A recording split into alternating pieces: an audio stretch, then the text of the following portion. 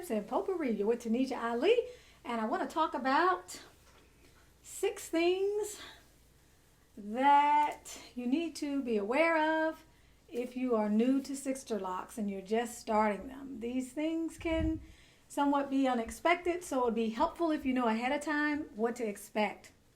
The first thing is to expect some slipping and unraveling.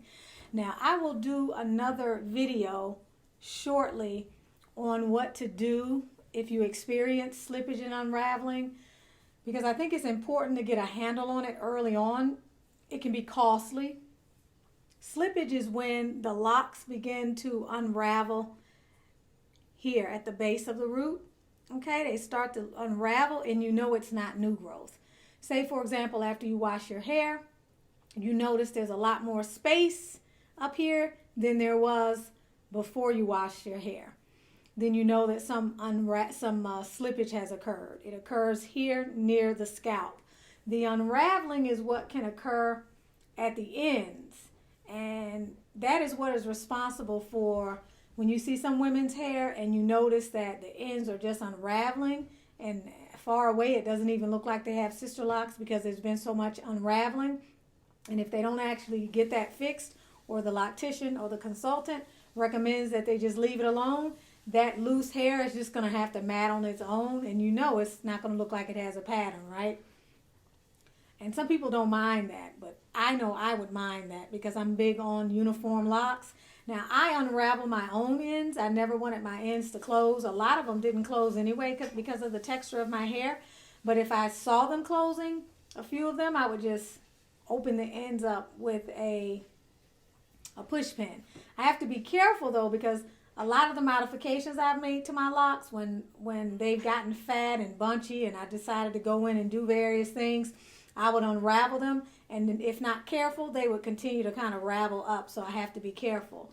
But anyway, slippage and unraveling is something that you need to be on the lookout for. Moisture causes it, too much manipulation of the hair, using the wrong products, anything that's going to make your hair too soft, those sorts of things. As I said, I will make another video that gets a little bit more into that. The second thing that you can expect is a variation in sizes. You can expect a variation in sizes because you have different textures in your hair, number one, at different places, so the locks will mature differently. But also, as you know, the locticians, they place different size locks in different places. Usually, I think they're a little larger up in here, which I didn't like because my hair is thickest up in here, so I didn't want them larger up in here, which is why I ended up separating some of mine early on. My loctician, I asked her, and she was fine about doing that. But in general, just be mindful of that, okay? The locks of mine that I had the least amount of problems with, any unraveling or anything like that, were the locks that were on the sides of my hair. They tended to be smaller, and they were more uniform in size. Very, very seldom did I have to actually modify these locks. The ones that gave me the most headache were the ones at the back, where the hair is much softer. The ones up here, where I still experience slippage after 8 years, which is why I put these little extensions in. I have about 3 of them up in here. Also, my hairline is moving down and my hair is getting thicker, so I create new locks from the edges here, or this baby hair, whatever you want to call it. And I was constantly doing that, and they were just slipping out. And you're talking about years going by. So I said, I'm going to just plait these, and then I'm going to, attach an extension. And then after that, I'll start looping it through and doing my own little thing up in here in between retightenings to hold it in place. So the variations in sizes are to be expected. Inspect your hair very carefully, though, after you first get your Sisterlocks done, in case you see that there's too much variation in sizes. Some of them are really, really big and some of them are really small, because all locticians are not created equal, and some are not as detail-oriented, and you may find that your part sizings, there's too much variation in between your parts. Also, you're going to expect shrinkage. Shrinkage is going to be more if you have I think for softer hair it shrinks up, but I think even for coarser hair it shrinks. It depends on what your hair likes to do. It doesn't matter if your hair is soft or coarse. Each of us has individual idiosyncrasies. Our hair does, and so it's like saying all black people think the same, right? We don't. We have multiple shades of textures of our skin, even though our skin may look the same. So the hair is the same way. You have to go by the individual characteristics of your hair. So with me, shrinking, boy, oh boy, shrinking lasted for me probably the first 2 to 3 years, because it took my hair a long time to mature and to drop. It started doing that at year 5. My hair, for all intents and purposes, was a headache, and I was on the case all the time because I wanted a certain kind of lock and I wanted them uniform, so I had to do a lot of work with my Sisterlocks. I did personally. I didn't ask my loctician to, because these were my own little quirks, the things that nobody else paid attention to. And I like to be self-reliant, so I would go in and do those things, and she didn't mind, like she didn't say, well, what did you do to your hair since the last time? Oh my gosh, what happened? Where did this little one come from? She just tightened them. She retightened them, so that didn't bother me. But when I first had them done, I was like, wow, these are straight. I looked like a plucked chicken. And then as time went on, they became more curly at the ends. And then I thought, wow, they're going to be like this. I'm going to love this. And this is when they started to fill in a little bit in between retightenings. And then the whole lock sort of had a wave to it. And I'd be like, okay, it's been almost a year. I know my hair has grown, but it doesn't look like it's grown. And so they kind of inch up. They keep inching up. They keep inching up. And you experience that shrinkage. And you notice it quite a bit, because your hair should look longer than it does. So that's going to be normal. The more your locks settle, the less you will experience shrinkage. But it's going to be a journey, because each time you wash, you're going to have some shrinkage. And each person's hair does something individual. So the other thing you need to be prepared for, number 4, is the teenage lock stage. And I'll do a video later about the different stages. But the teenage stage, it's the worst stage as far as I'm concerned, because at this time, your locks are rebelling. They are expressing their individuality. They're going through an identity crisis, which causes you an identity crisis as well. So what you notice is all of them are doing something different. You get to know all of your children. You know which ones like to be fat and lumpy, which ones don't want to stay in the lock, which ones slip, which ones unravel, which ones start to get really fat and messy and matted looking, which ones, take this one here. I've been working on this for 8 years. And the reason why it's still short is because each time, the hair is softer back here, so each time I feel it's secure, it gets all matty and crazy looking, and I refuse to have it just locked, fat, and ugly with all this lint and crap in it. So I start push pinning it and taking it out so I can plait it down and get it skinny again like this.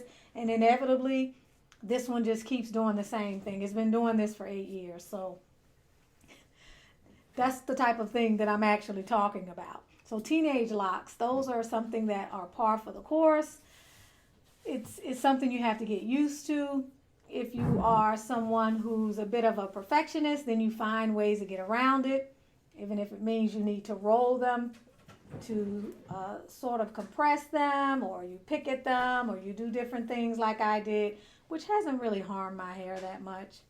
Although I've had my share of issues with lint, which I'll talk about in another video. I have about 6 videos on lint.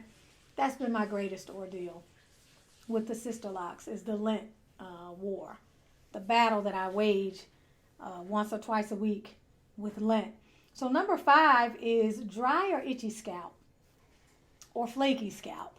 Now, this can vary from one head to the other, just like all of the other symptoms or the other starter issues when you have these Sisterlocks.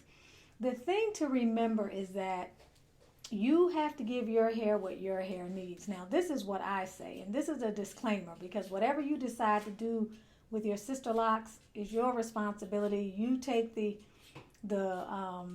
accountability for it. You don't come back to the channel and say, Tanisha, you told me to do thus and so.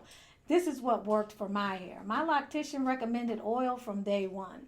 I never went without oil. Having said that, I don't think I would have went without oil anyway, because I know when I started my locks, I had a lot of dry scalp issues right up in here, and I had some flaking, or maybe I should say dandruff or flaking. And Once I moved down here to Georgia, I started experiencing the differences with the water, and that had an effect on my hair, and it affected me more here.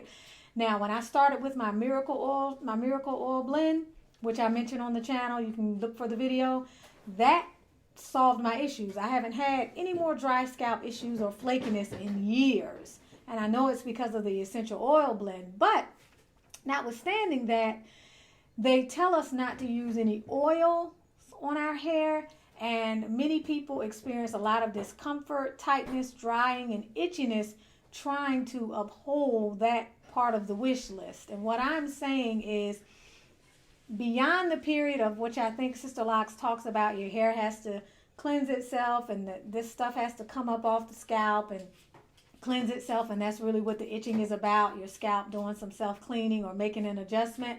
That might or may or may not be true. I didn't wait around to find out. But the other thing is that each of our hair needs what it needs. I don't care what the Sisterlock people or anybody else say. Your hair will tell you what it needs. Your scalp will tell you what it needs. Your body will tell you what it needs. Your gut will tell you what it needs. Every bit of your body is a well-oiled, miraculous machine. It knows how to communicate with you. If you allow someone outside of you to tell you what your hair needs or what your scalp needs, then you're going to be in for a rude awakening.